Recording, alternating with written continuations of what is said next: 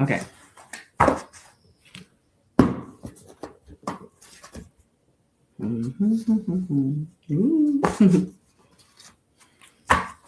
Hello, Lucinda. Hi, Michael. Hi, guys. All right. I have to do some things beforehand.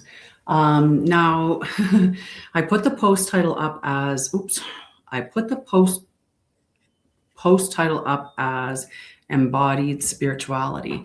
And I wanted to talk about what that means so that you understand, because my stuff might not be accurate in any of the things that I have lined up there.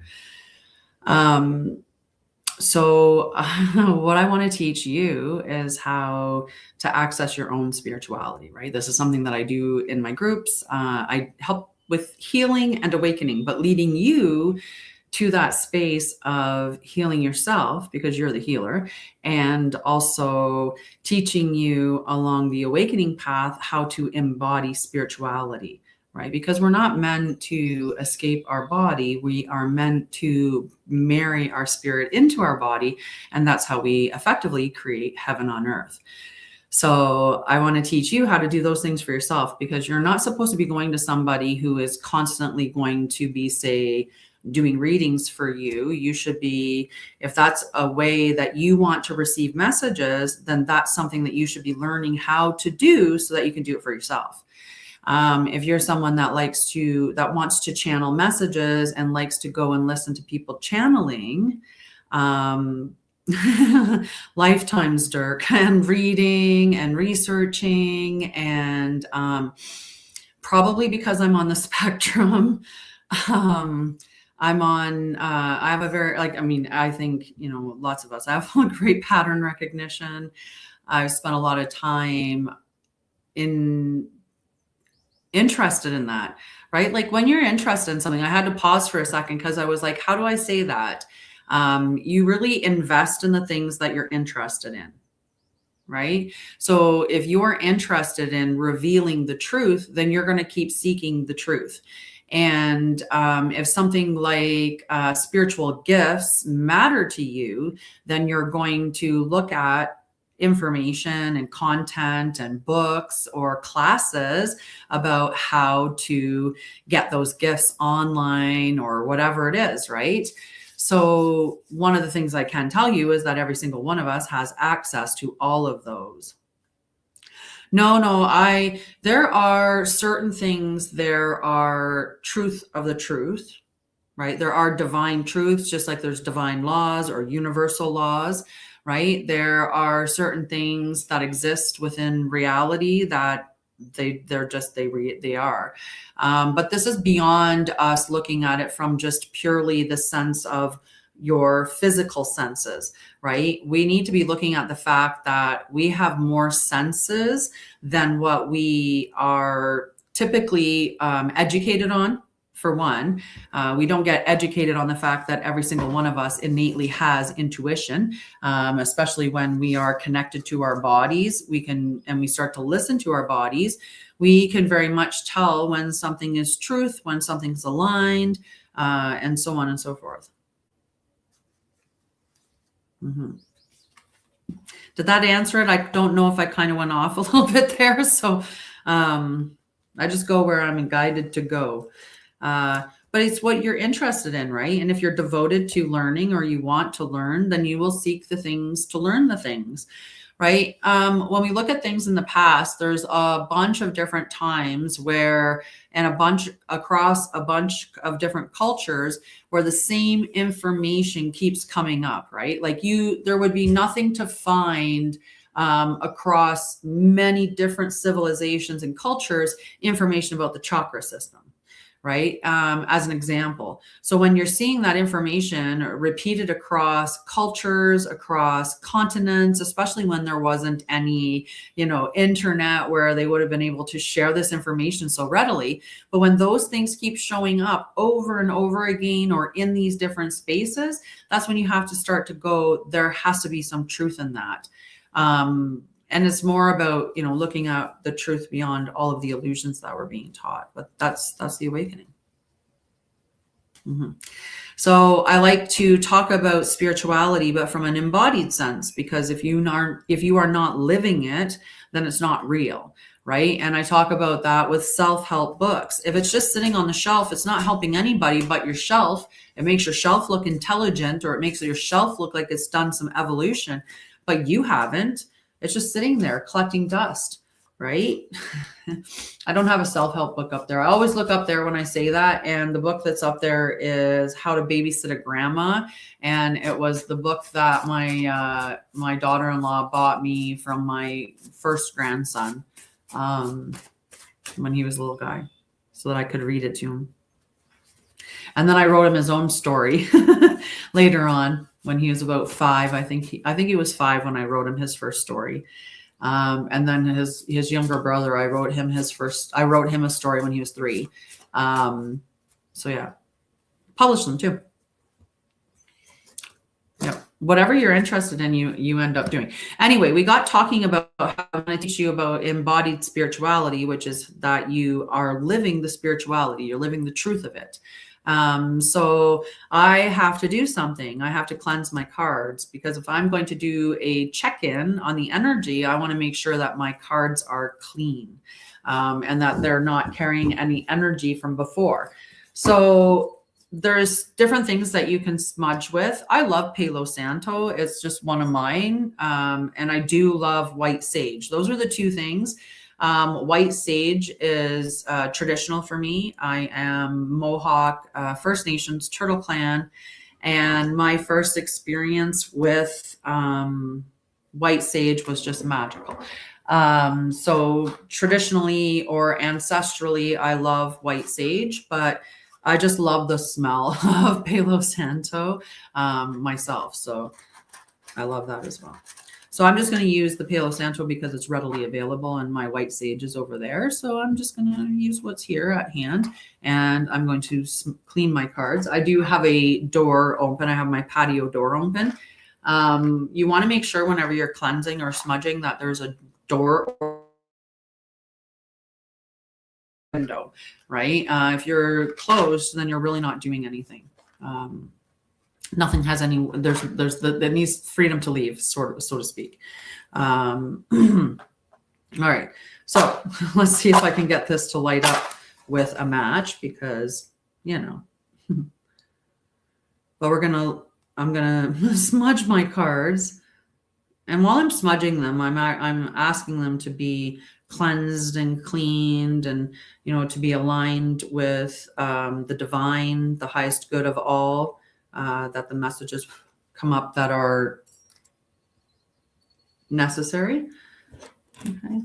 And that any other energies that have come up before are cleared from the card. There's no attachments to anything.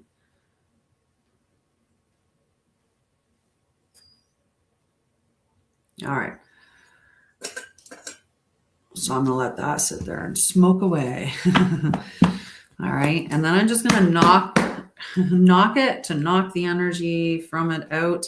And that's that. Okay. We'll talk about a few different things tonight, I think.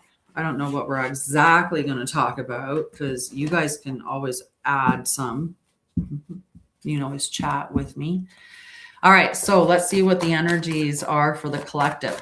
So this is just a collective energy reading. And what I do is I look at what the cards are that come out, and I talk about how that's showing up collectively for us. Like whether that's for you, maybe you're not experiencing that, but you might be seeing that other people are. You may see that very clearly. So this is not an individual reading, but you may find a lot of individual messages within the cards that come out, is what I'm going to say. I may start just doing some channeled messages, but for right now, let's see what the cards have to say. All right. Yeah, that makes sense. So there was one card that got away. So let's talk about this card first. It's the King of Fire. So where do we think that we are seeing the masculine energy in dysfunction or reversed or in toxicity. Like, I mean, the whole collective society, when we look at the patriarch itself is dysfunctional. It's not actually operating the way that our divine masculine energy is. It's been distorted, it's been twisted, it's been co-opted, right? There are elements that they have taken that are true, but a lot of what is there is false, right? It's not the way the divine masculine energy is. So we have all these men striving to be what society has declared masculine, which isn't even masculine at all. And every single one of us is masculine and feminine energy. We just chose to incarnate in a specific sex, right? But we are all androgynous as spirits because we've incarnated as men or women, or, like we've experienced many different lifetimes and on different planets. And, it's been, you have to open your mind, expand your mind. All right. So the King of Fire, this one, we're looking at the collective energy. We are seeing recklessness. We are seeing over controlling tendencies. Like, I know there's a lot of countries right now that are experiencing that, where they're seeing this increase of control measures. And we're seeing it collectively across the board everywhere that this energy is rising. Many people are burning out. Many people are resisting our own leadership.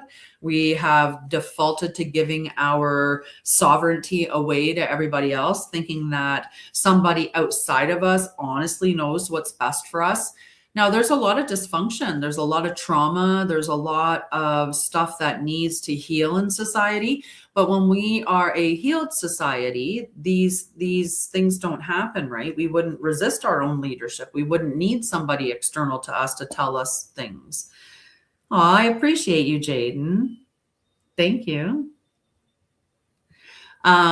So we're seeing this in the collective energy, right? We're seeing that that controlling energy, that recklessness, impulsiveness, right? That's the energy that's coming up with a lot of people right now, and especially in the leadership space, right? We're seeing that with a lot of our leaders. 12 on the time there.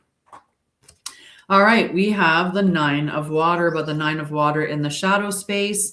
And when it's in the reverse, this is talking about emotional immaturity. And we see that all over the place. People just don't give a shit anymore. They have no problem. They don't care who you are. You don't know me. You've never met me. You jumped on, I'm sorry for what? Where's my reply? You're just yapping. So then you said, I'm sorry. And then you're saying no reply in the middle of me doing a reading, right? Like, this card is for you. It's talking about emotional immaturity, right? Like, where's your sense of entitlement? Why would you be rude to me? You never met me. You don't even know me. Why would you come in and the first thing and only thing that you've ever said to me be, you're just yapping? You're just yapping. Like, why? Like, what is wrong with you that you do that to other people?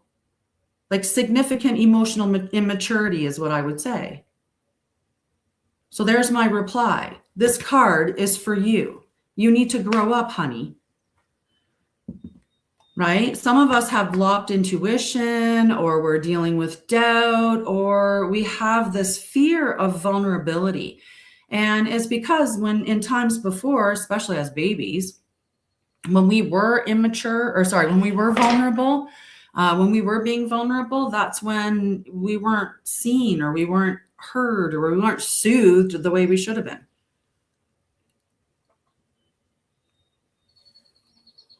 And that's what many of us need to do. We need to go soothe ourselves because we didn't get the love we needed from our parents. We didn't get taught how to manage our emotions. We've become such a rude and entitled environment. I had a tickle in my throat and I should have stopped reading and took a drink.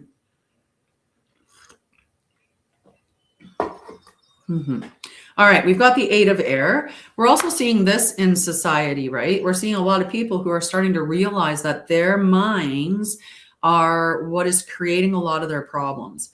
if you're spending a lot of time in your head and it's overthinking, or you're in fear, lack, or you're looking at all the, all the things on the news, all the popular culture, if you're listening to all the, the newest songs on the radio and watching all the newest movies and interacting with all of that energy, you're interacting with some very negative energy. And for many of us, we are breaking free from that. We're pulling our attention away from the things that we don't want to see in our society anymore, right? We don't want to see wars. So I'm not going to put my attention on war. We don't want to see people starving. So I'm not putting my attention on that. And we don't want to see this disparity. Like, I don't want to see someone wearing a disgusting outfit that looks like it was made of human skin to look like a boil, that it paid $75,000 for a plate of food, while there's subsequently a war going on and also children starving and people, the cost of living and all like this. It just, to me, it's just absolutely preposterous that these things are existing at the same time. So people are seeing this and they're just like, wait a second, like, we got to put our attention on other things. And those other things that you're putting your attention on is your healing, it's your family or your loved ones, your friends. It's the things that benefit you and your reality. We're overcoming those fears because we're sitting with ourselves, maybe doing some integration, right? We're actually sitting with those demons or those shadows, the inner child. Many of us just need to sit and hold our inner child. We just need to give them a big hug. The Eight of Air is the one that reminds us that freedom begins in the mind. Many times we are the ones that are putting our obstacles in there. And thank you, Michelle, for following me. We're the ones that are creating a lot of the obstacles for us, and we create those obstacles so that we can rise above through those challenges, which is going to strengthen us in some way. Like if you're having a problem with finances, there's something that you're meant to learn or grow or experience in some way. And that can be in an individual capacity, or that could be in a collective capacity. Like we are all watching right now as things keep going like this. And everybody's going, oh my, like this is getting harder and harder and harder, right, to make ends meet. So we're collectively seeing that, which means that collectively we're going to change that, right? That's the way that it works. But individually, you have to change what is coming up for you. So if it's coming up for you, then there's a reason why. There's something that you need to look at, some patterns. So all of those patterns that you see coming up, they're coming up for you to review them and to move beyond them in some way. So there's something that needs to be healed, or something that needs to be learned, something that needs to be let go of. That can be a big thing too. Sometimes we just have a distorted belief system that keeps us holding on to something that we're meant to let go of. Sometimes we have clung to an identity that we don't need to be clinging to. Like it's absolutely silly. So yeah. The other card that came out is the Seven of Water. Oh, I didn't show it. The Seven of Water. Now, the Seven of Water came out in the upright position, and it's talking about choices and dreams and imagination and opportunities, wishful thinking, illusions, and spiritual awakening. And this is happening collectively in society. There's a lot of people that are waking up. They're starting to see that life is full of possibilities and that they are the creator of their reality, and what they focus on is going to grow. And what we collectively focus on is going to grow. So if we're collectively focused on war, we're going to see more war. If we're collectively focused on division, we're going to see more division. If we're collectively focusing on control, we're going to see more control. So we have to be focusing our attention and our energy on freedom, on sovereignty, on health, on what is the truth, on the divine laws, on, like on the things that we should be focusing on. All right. We also had the Ace of Earth, but the Ace of Earth came out in the reverse position. And when it's in the reverse position, there's this missed opportunity, financial insecurities, there's delays, instability, and scarcity mindset. And maybe you're somebody that card applies to, or maybe you can see how there are individuals in society that are dealing with this particular thing right now. And a lot of people are, where they are either dealing with the fact that there is financial insecurity, there is instability, or they have a scarcity mindset, because that exists as well. And so you have to determine, like, is this one of these me? Do I feel like I'm sitting in that space of financial insecurity? And if you are, then what is coming up for you so that you can make adjustments now, to keep yourself safe, to keep yourself protected. What is coming up with, if there's instability, same thing. Why is there that instability there, and how can you make it more stable? And with scarcity mindset, is there something that you can do to address your mindset, right? Like, what mindset work can you do that would help you so that you are at least not hindering yourself because of your mindset or your belief system or your traumas or anything else, right? And if there are reasons that you're feeling this instability or insecurity, then you at least are looking at it from a very stable space, like a conscious space of saying, okay, these things exist, and this is why they exist. So this is what I can do to mitigate any of the risk, right? Like, when we think about it from that way, but typically what happens is that this stuff happens to us, and because our nervous systems are not regulated, we go into almost like panic mode, but we don't feel it as panic mode. I mean, sometimes we do, but typically we just feel it as a normal day because we've been spending so much time in stress and overwhelm, we don't even know the difference anymore. Your body and your system, it becomes like its capacity changes, right? And what becomes your normal is what you spend most of your time in. So if you're spending most of your time with your nervous system like really elevated, then you need to be addressing that and bringing your nervous system back down into that regulated space, right? That's something that you need to be looking at right away.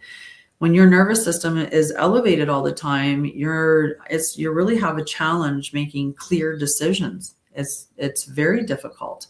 So that's something that we need to think about, right? Is where am I right now? Is my mind so overwhelmed with everything that's going on? And, I'm operating out of fear or lack or instability or insecurity. If I'm operating out of that space, my nervous system is dysregulated, and then I'm not in the present moment, and I'm not going to be making clear decisions. What ends up happening then is your mind gets into this idea that it's going to try to fix the solution. And I'm doing this on purpose because your mind starts going like the Jack in the Box, right? And you're just like, oh my God, find a solution. Like, we can't keep going over this. I don't know how many times before I healed where my brain would just go over and over and over things. And you'd be like, oh my God, I thought I figured this out. I thought I was good with this. I thought I was okay with that decision. But the brain just and the reason why your brain does that is because your body doesn't feel safe. So until you create safety in your body, your mind is going to continually try to work on finding a solution. So you can benefit yourself by understanding that when you're having a hard time shutting your mind down, that you need to go to your body and make it feel safe. So through breath work, through somatic exercises, you can do tapping, there's EFT, there's those things are the stuff that I do in the Balanced Self Sanctuary, which is my one group that I have on my website, right? We would through the one class that I teach. So each month you get two live sessions. One session is a teaching session where we go over things like we would do a tapping session, or we would do a somatic session, or other types of things to help you learn practical tools that will support balancing you, so that you can find that balanced space. The other class or the other live is for us to sit and talk, and you get to share and you get feedback, and it's not therapy, but it's a supportive group environment with people that have lived experience of both trauma and healing from different aspects. Someone who is a nurse, as well as very spiritual, as well as someone who has like a religious background and spirituality as well.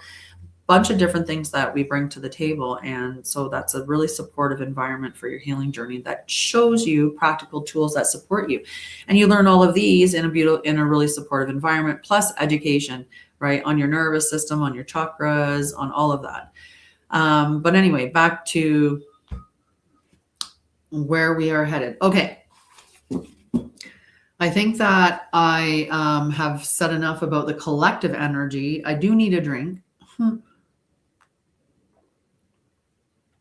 Lemon Balm team. Lemon Balm. All right. So I'm going to give myself a few likes because I don't understand how people come and sit and watch a live for a while, but don't tap on the screen. And so I'm just going to do it anyway, because you should start with loving yourself. And then I'm going to look at some of the other things that I wanted to talk about today before we do the celestial briefing, because that is the point of today. But I changed the title to embodied spirituality because that is what I'm going to be talking a lot about these days. Hi, Genuine. How are you, love? Because it's important. It's important that we're embodying the truth, that we're not just talking the talk, right? And we've seen that in society lately, where people have been getting caught with their pants down, so to speak, right? And that's because they were not embodying the truth. So I'm going to give myself some love on this screen too, because, self-love is important. So let me tapping that for a second. And then, like I said, I'm going to check on a couple things that I wanted to talk about. And then I'm going to hop off and let you guys go have a wonderful weekend. I will be talking about the celestial briefing in a moment. Okay. I gave myself some likes. Perfect. All right. I need my key. I need my mouse because I have a text document that has my planetary movements throughout the week. Hello, how are you? I love your name.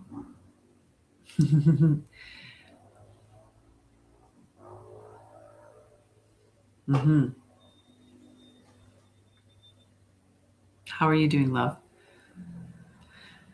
So, can you believe we are literally at the last week of yes. It was funny because this is okay. I gotta show you. So I have a book I write in every now and then. And I haven't written in it for a while, but today I had a little journey and wrote in it when I had my journey.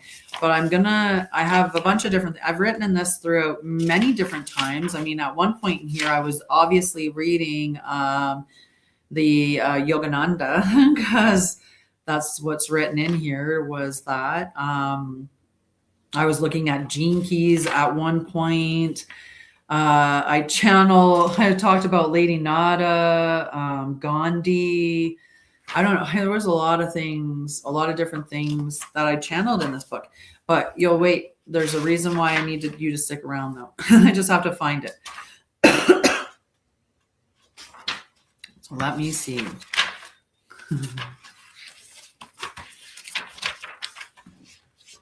All right, where is it? Oh, was it there?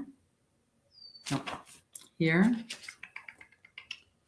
I swear. Well, I do have Nael, Unithael, Orithael, Uni, Sha'Ryah, Carthiun, Doi, Kai, El.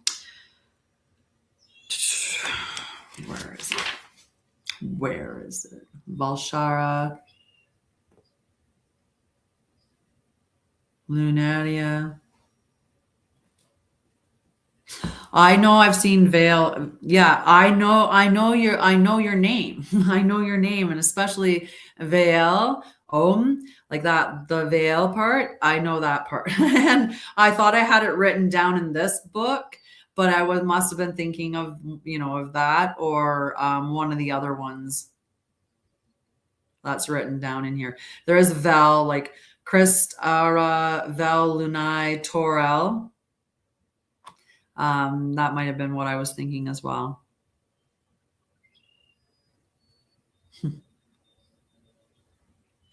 That's the flower of origin is Christara is the flower of origin. Yeah, I have all kinds of. That'd be funny if I turned around and found it anyway, and it was in here, and I did have veil.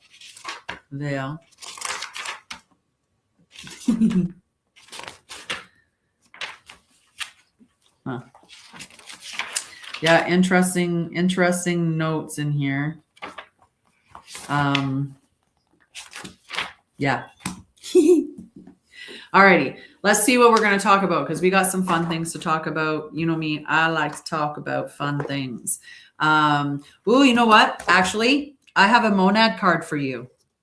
I don't give these cards out very often, so I make my own cards. I have, I don't know, numerous decks now, but I have at least 5 that are available to shuffle in the physical. Anyway, this deck I don't use very often because it's not for everybody. Some people would be like, I don't even understand what that means. What? But you will, so I can give you one. All right, so I'm just gonna.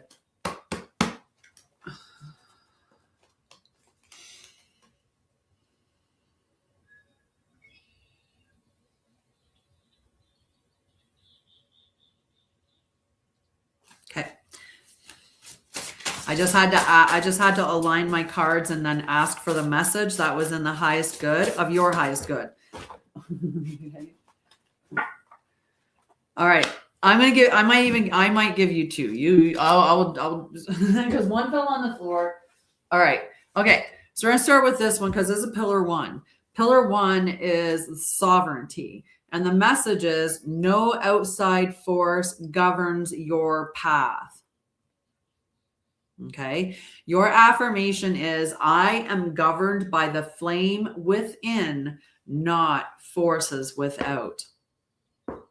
I say that every morning. I'm governed by the flame within, not forces without. The fire never dies. Absolutely. The other one that came out was oversoul compassion. Okay. Sorry, oversoul companion. I don't know, compassion companion.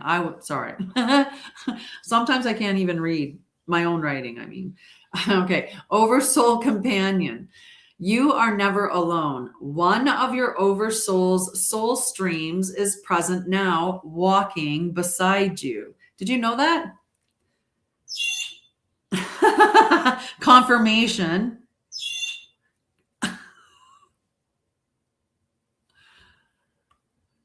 Not as a guide, but as another version of you. Did you know that?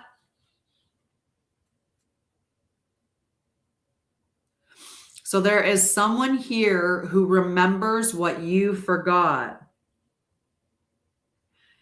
So your action prompt is to sit in meditation and ask, which soul stream walks with me now? And your Christic phrase is, we walk each other home. So you needed both of them, but this is the main message here is the oversoul companion.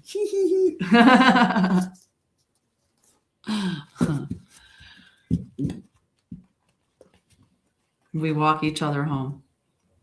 I would love it if you,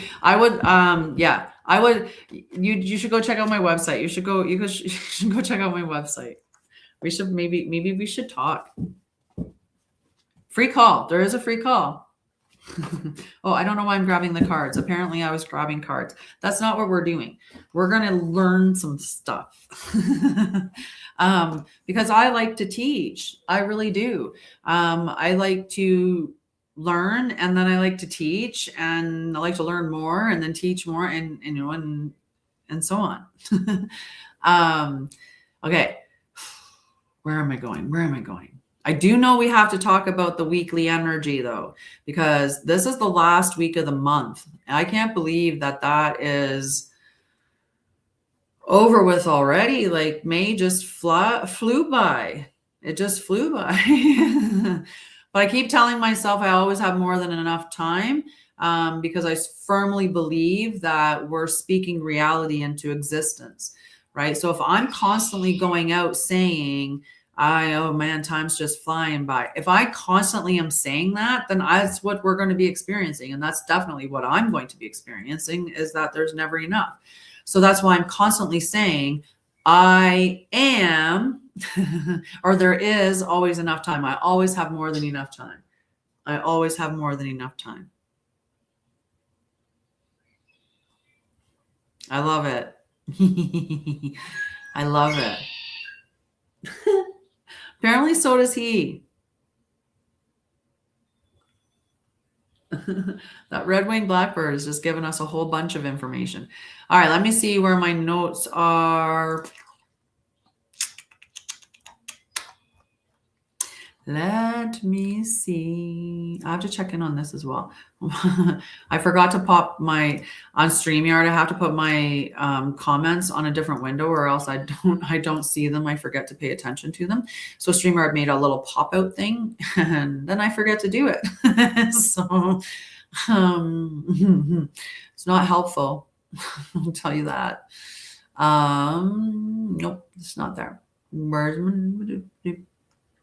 There. Okay. Our next full moon is on the 31st. So even though I do the celestial briefing on the Sunday, which is the 31st next week, I'm still going to talk a little bit about the full moon and what that means. I do all of my stuff based on true sidereal. So when we're talking about the sky, we're talking about the living sky that you can verify on any live planetary app.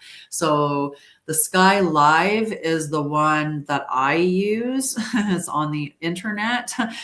You also can get an app for it, I believe, on your phone. But I just have it open on my computer all the time, and I just check it and, go with it.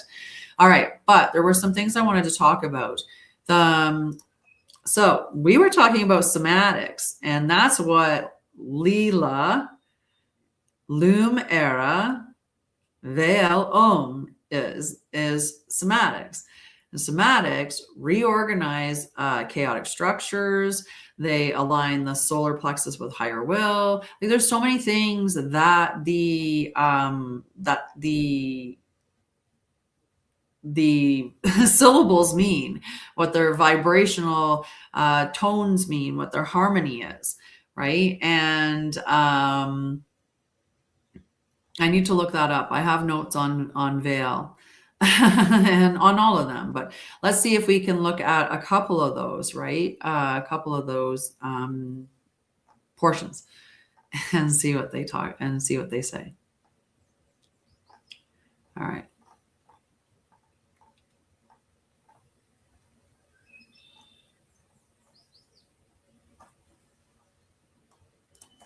Mm-hmm. All right.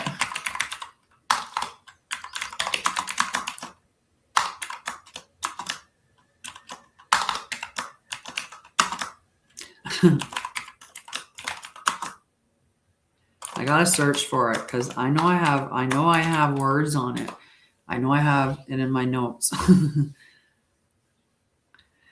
I think it's, I think that there's a reason why.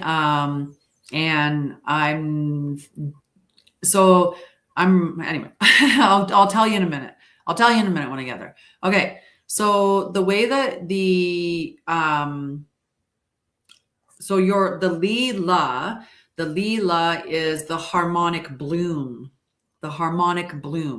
the twin spiraling petals, vesica wave intersection, and a fluid figure 8 bloom. Okay. And what it does is it opens the field gently. It creates emotional softening, it's nervous system receptivity, this harmonic synchronization between the left and right hemispheres, and it's this feminine receptive coherence. Beautiful, the Lila. It resonates in the upper body, like in the heart, in the thymus, in the vagus pathways, and the emotional waters. And it says to receive without defense is what the underlying energetic role of Leela is. Receive without defense. Then the Loom era is the light epoch. The light epoch, or the era of illumination. And in somatic geometry, this is a radiant solar lattice, expanding crystalline spokes, and diamond wave emission. The Loom era activates remembrance, awakening intelligence, luminous cognition, higher pattern recognition. This tone produces a more geometric field than Leela would have. That was much more gentle, remember? It is ordered, it is radiant, and it is mentally clarifying. It is associated with your pineal, with your optic pathways, your crown, and your solar heart. I was getting really dry there. All right. The energetic role of Loom era is illuminate the architecture hidden within creation. All right. I told you I had veil. Veil is the living harmonic current. This is the vertical spiral current. It is toroidal circulation, flowing energy rhythms. Veil creates movement between dimensions, and it circulates energy. It connects inner and outer fields. It harmonizes transmissions and allows consciousness to flow. Veil is often associated with etheric circulation, auric coherence, and dimensional permeability. The body resonances in the spine, the cerebrospinal fluid, the meridian channels, and the auric layers. Veil says, move as living current. And Om, the primordial stabilizing tone. It is a central circle, a toroidal compression wave, and universal standing wave field. The frequency function, Om, seals and stabilizes the entire phrase. This is grounding, integrating, harmonizing, and universalizing. It transforms the phrase from activation into embodied coherence. The body resonance is the entire nervous system, skeletal resonance, the lower belly, and the earth line. The somatic effect of it all is it's a concentric harmonic symmetry, a stable standing wave geometry, and a unified coherent pattern. And the Om says, become the resonance. So the harmonic resonance, the harmonic of all of that together is receive the luminous architecture and move as a living harmonic current in unified coherence. So let the light of creation bloom through you until you become the song itself. How beautiful is that as a translation? I love it.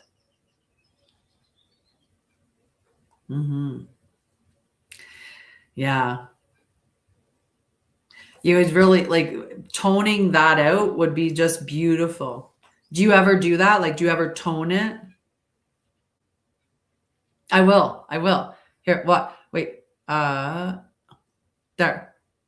I followed you back. I followed you back. I'll check out your stuff after. Ooh, go away, Geeter. So yeah, I work with, I love to study all kinds of things. So I was a nurse by trade for over 20 years in emerge and management and flight nursing. And I did all kinds of cool things, to be fair. And I left that to start my own company in helping people heal trauma and mental health, which I realized was just phase one of the awakening processes, dealing with your shadows and your traumas and, reclaiming your inner child. And, it's the return to self, which is what I call my trauma healing program. And then I started teaching because part of the healing journey is spirituality. right? After being a nurse for all that time, then when I got sick and I looked towards the medical system to heal, it failed me. And what ended up healing me was that I actually started to look at not just my body or just my mind, but to look at all of it combined and to incorporate the spirit. And the spirit was a huge part. So when I started to actually do the things that are really aligned with who and what we are as divine beings, then I couldn't really stay aligned with that type of job anymore, because I saw it for what it really was. And I realized that the whole system's just broken. I mean, when you get in the awakening phase and when you really know things, and you're just like, okay. And I think we know things. We know some pretty dark things right now too. So we're meant to just focus on the light. And a lot of people will say, well, that's ridiculous. No, it's not. Not everybody is meant to be the front line. Not everybody is a soldier. Not everybody is that type of an individual, right? Many of us, the best thing that we can do is bring our oversoul into our form, like to connect with our monad on a daily basis, to bring our oversoul into form, to live as the spiritual beings as we are, embodying the physical as much as possible. That is how we raise the vibration. Right. And that's what we're meant to do. We're just meant to speak the truth and live the truth. And, others will arrive as needed. But we're not here to directly say, hey, you need to wake up. We're here to wake up Mother by waking ourselves up and shining in our truth. And that's how we do it. And by speaking the things into light, right?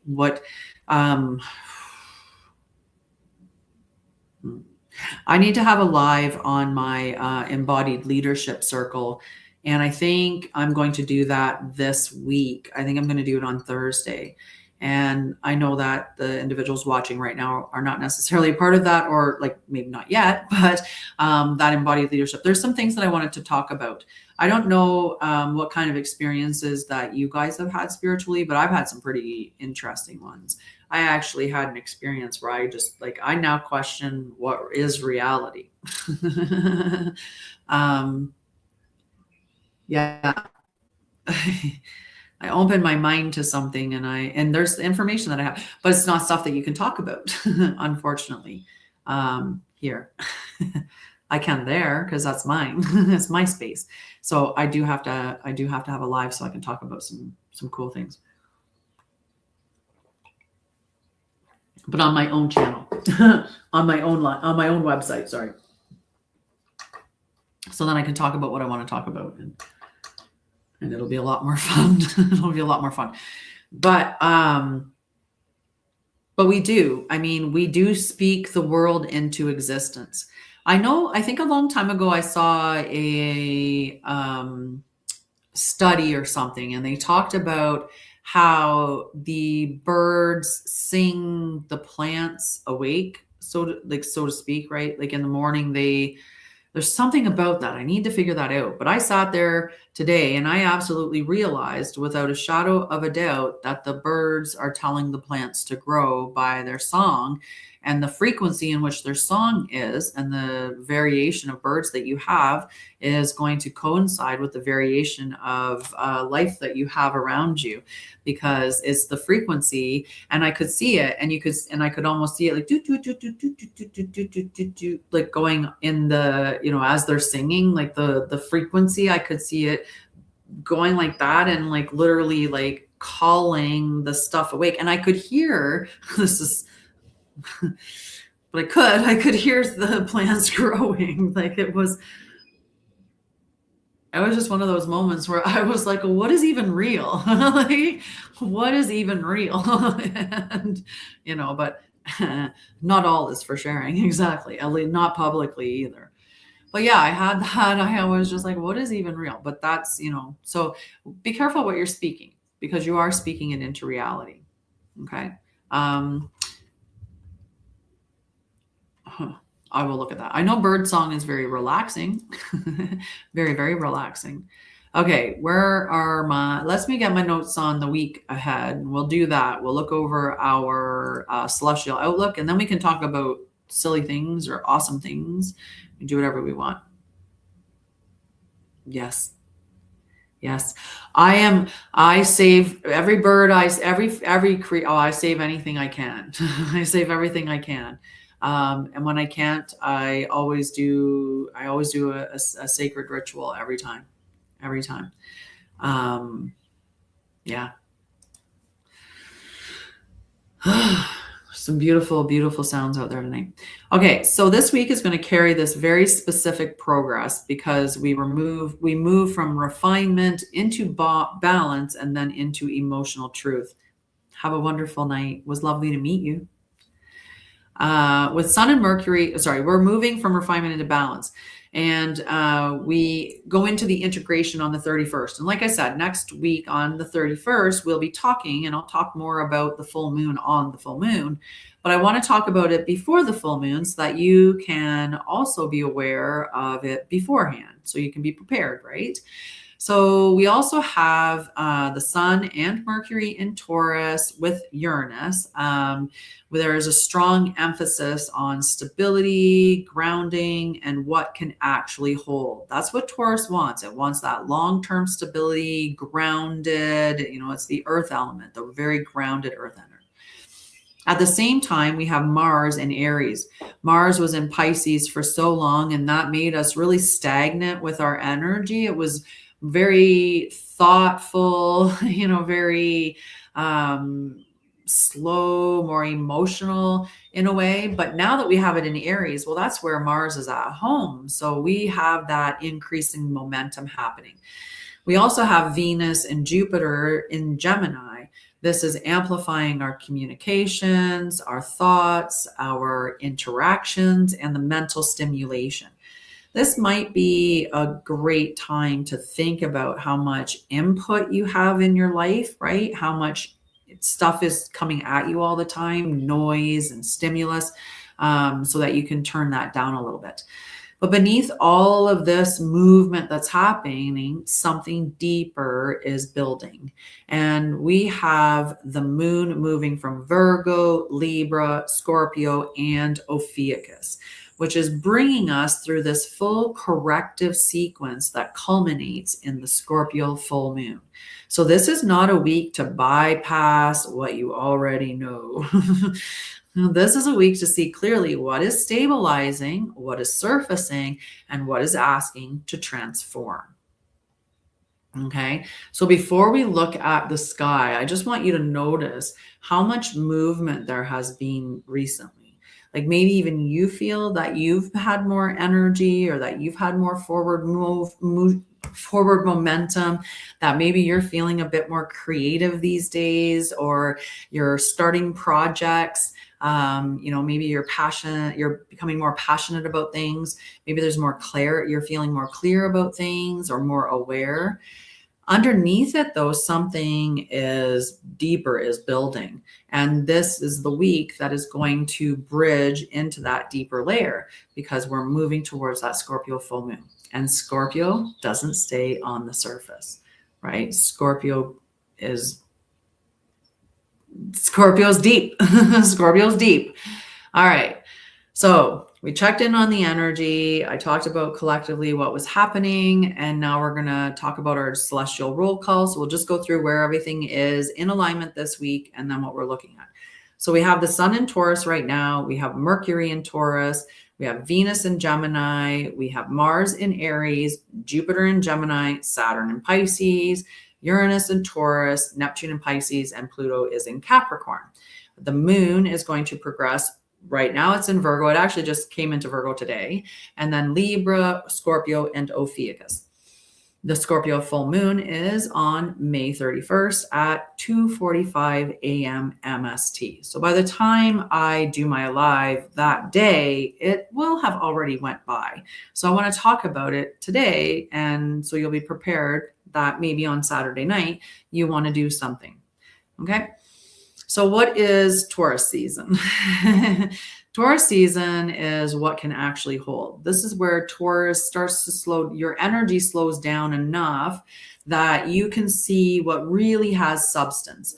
And I've noticed that in my own space, right? Within the, the role that I'm doing at my company, right? I'm looking at, well, what are the things that I really want to teach? What really has sustenance? How many groups do I really want to manage?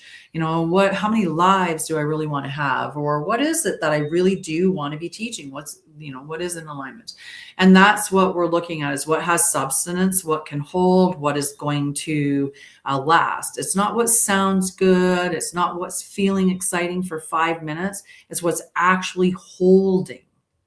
So the Sun and Mercury being both in Taurus is emphasizing stability, consistency, embodiment, and reality.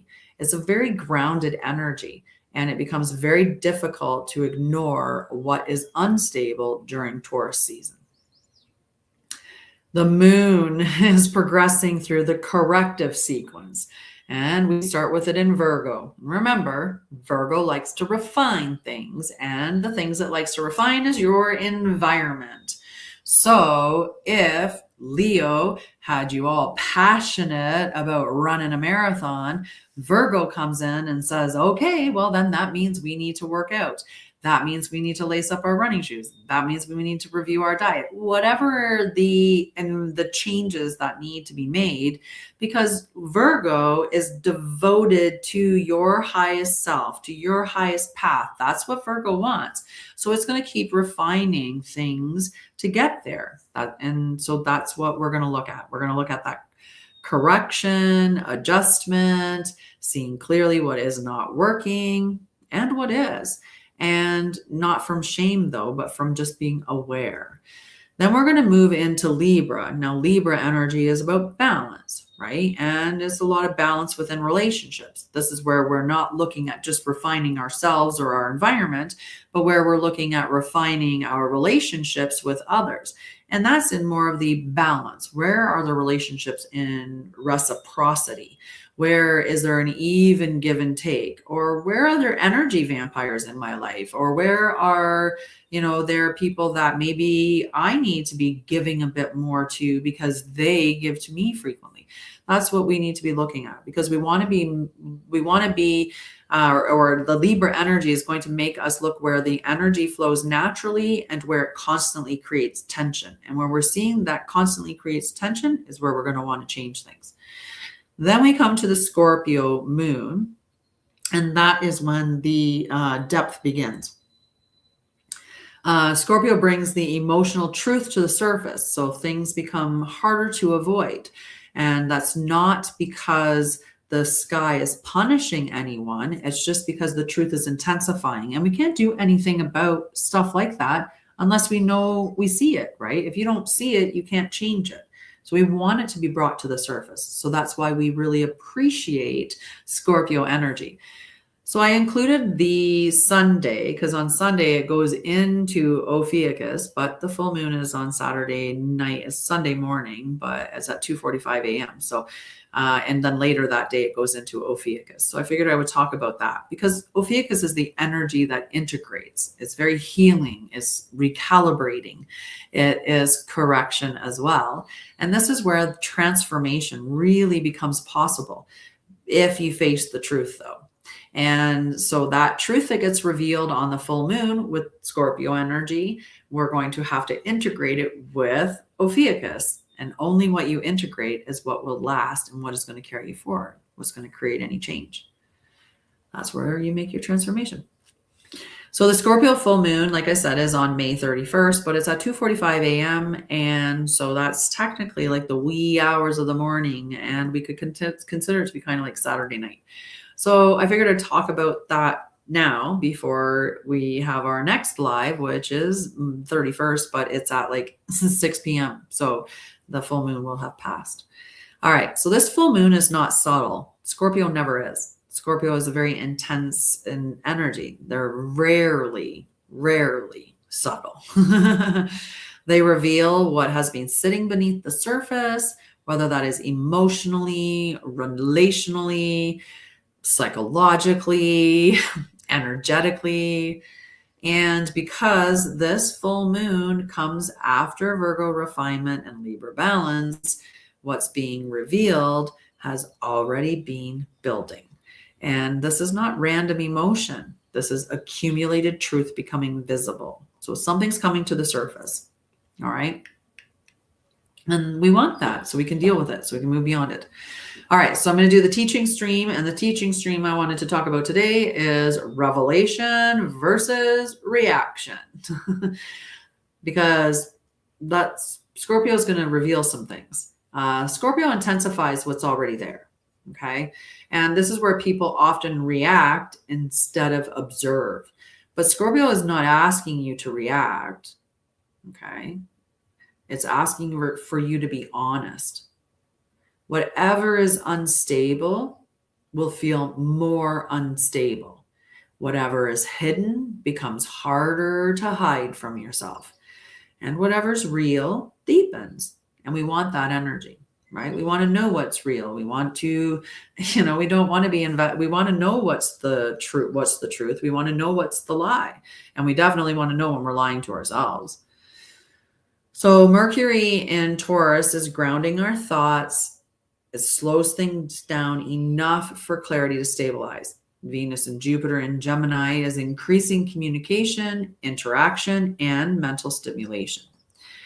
People may feel pulled in multiple different directions mentally, and Mars in Aries increases impulse and momentum. There's more willingness to move, more directness, more impatience too. So Saturn and Neptune in Pisces continued to dissolve false structures while asking for deeper embodiment. Hello, Liz. How are you, love? Uranus in Taurus continues restructuring what stability really means. And Pluto in Capricorn continues exposing what is no longer sustainable at foundational levels. This is where we're seeing the structures fall, right? Because Capricorn is asking for integrity and integrity in those structures. I am, love. How are you? I'm quite well. I had a wonderful Sunday, which was really nice. So we have our embodiment practice, and this is what I teach, embodied spirituality. So I want you to ask yourself, what truth keeps resurfacing? What feels stable? What's creating tension, or what keeps creating tension? And what would shift if you stopped resisting what you already know? Some really good questions. So I'm going to repeat them. What truth keeps resurfacing? We have to check in on our patterns. What keeps coming up, there's a reason why. It's coming up for us to review it and to make a change. And until we make a change, nothing's going to change, right? So we have to remember that. And if it keeps resurfacing, why are we not, what are we doing? What are we doing? What are we not learning from it? What are we not seeing? What are we not moving beyond? What limiting belief are we holding? What unhealed version is there? What part of our nervous system needs, regulation? Whatever it is, right? Whatever it is for that particular thing. What feels stable, whatever feels stable, that's what you're going to want to invest in. That's what you're going to want to hold on to, right? That's the solid structure. Where you start, it keeps creating tension. There's a reason why you need to look at that. Why am I getting tense? Where am I getting tense? Indicator of why you're feeling tense as well. But also looking at what it is, right? If it's always the same person that's creating tension in your life, or it's always the same scenario that's creating tension in your life, why do you keep revisiting? And what haven't you learned, or what haven't you seen yet? And then what would change, or what would shift if I stopped resisting what I already know? What would shift if I stopped resisting what I already know? Well, you are the creator. So what are you creating through your belief systems and through the things that you're saying and the things that you're doing? Because you choose your reality through the choices that you make. It's as simple as that, right? And our collective reality is the choice of all of us. We're all making it by what we invest our energy and our attention in. So if I give all of my attention to things that are really disgusting and depraved, that's the society I want to see more of outside of me, because that's what I'm putting my awareness on. That's what I'm putting my creative power on. that I talk about, I speak into existence. And you think that you don't, but you do.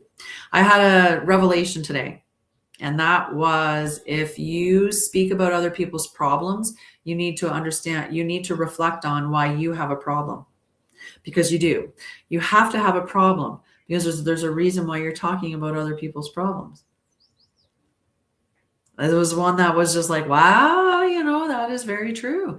Why there's something there that you need to be looking at, right? Because at the end of the day, what's going on in anybody else's life,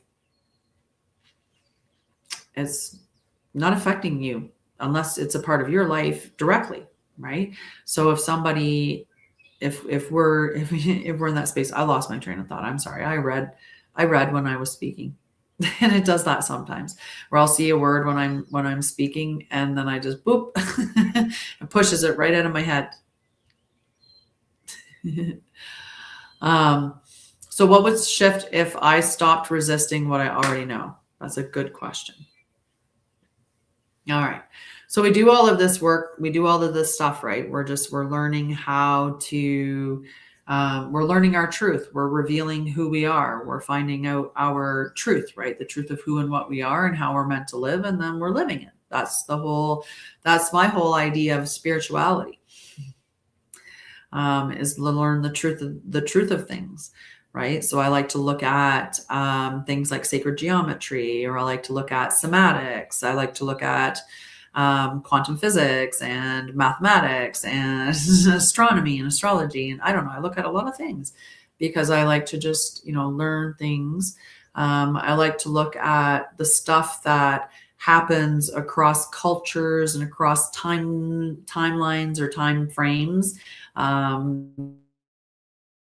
Because when they pop up in different times or different cultures or different spaces, you have to wonder. It's like the car accident when they get everybody's perspective.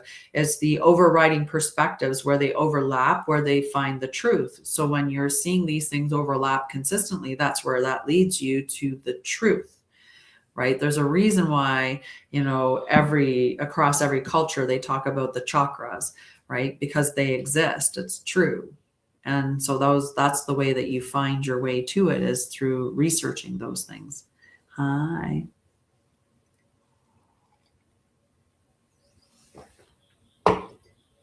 Mm-hmm. So yeah, that's the stuff that I'm talking about these days, and I'm teaching embodied spirituality at the end of the day.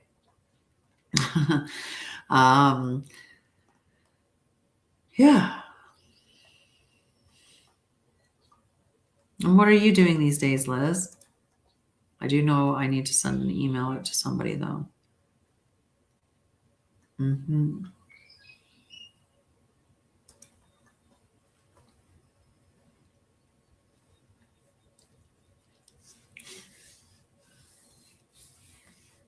Hello, guys. Hello, ladies. Hello, everybody. What are the things that you're fascinated with right now, or what are the things that you're learning, or what are you focused on at this time? Like, is there something that's like really fascinating you lately? Um,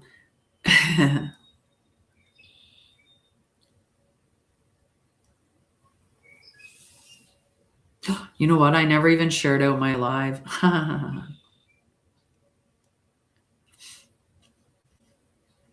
Right. In your quest for enlightenment, or in your pursuit of spirituality, or in your healing and awakening journey, what are the things that you're really interested in, or what are the things that you're learning that fascinate you, or are you into doing any of that stuff? Some people don't care to learn really new things unless it's like more applicable in the sense of making money from it. They don't want to learn beyond where it's productive, I guess.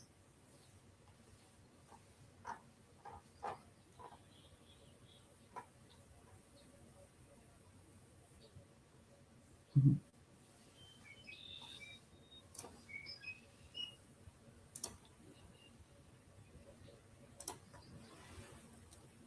Hello.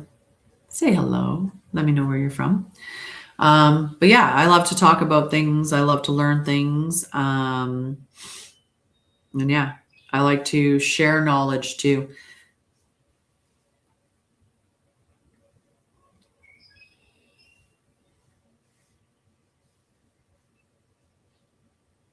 Hello, hello.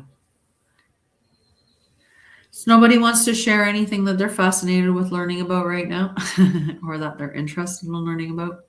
Hi, Tintin.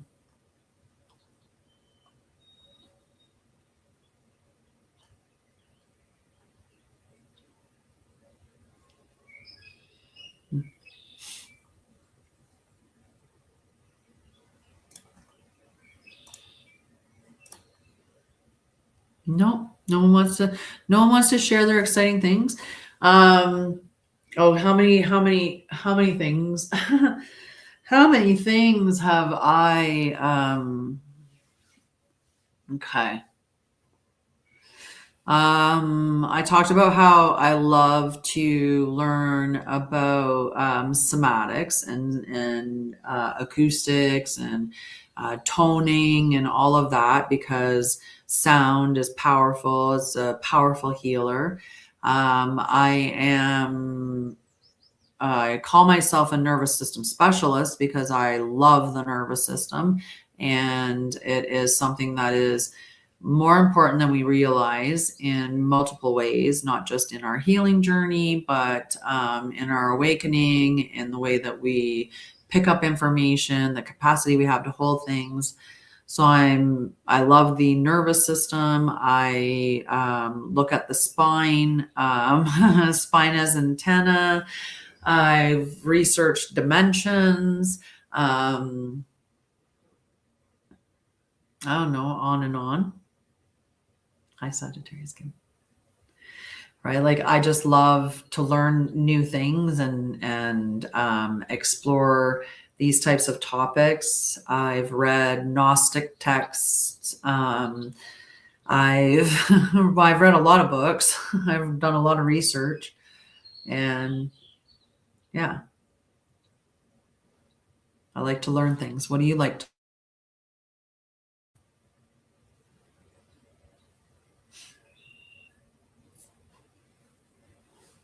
Or what are some things that you'd like to learn about spirituality?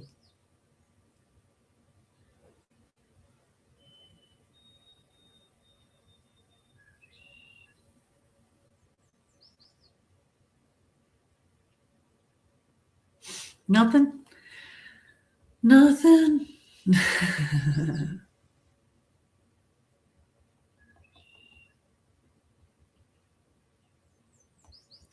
All right. Well, maybe the next time that I go live, you'll have some questions and you'll have some ideas of stuff. Maybe there's things that you really are interested in learning or that you've been learning that you want to talk about. We can have a conversation about it. Maybe you'd like to learn more about some of the stuff that I've been learning and you want to have a conversation about that. And we can do that too. You can ask me about some of the things that I've been learning. I have tons and tons and tons and tons and tons of notes on stuff. Mhm. Yeah. And if you want to work on some healing stuff or you want to work on some spiritual stuff, we can do that as well. But I'll be back on Wednesday to do that then because you guys are being very quiet. You guys are being very quiet. So I'm going to hop off. You guys know what the week is ahead. Be careful. Just allow the refinement to happen. Be honest with yourself. Pick what's steady in your life and let go of what that's unstable or that is creating tension. Allow those things to happen, integrate, and I will see you on Wednesday at 7:30 p.m. when I return for embodied wisdom, which is embodied spirituality at the end of the day. It's just about learning, learning and growing and evolving, right? That's what we're all meant to do. We're just all walking each other home. Okay. All right. I love you guys. You have a wonderful rest of your Sunday, and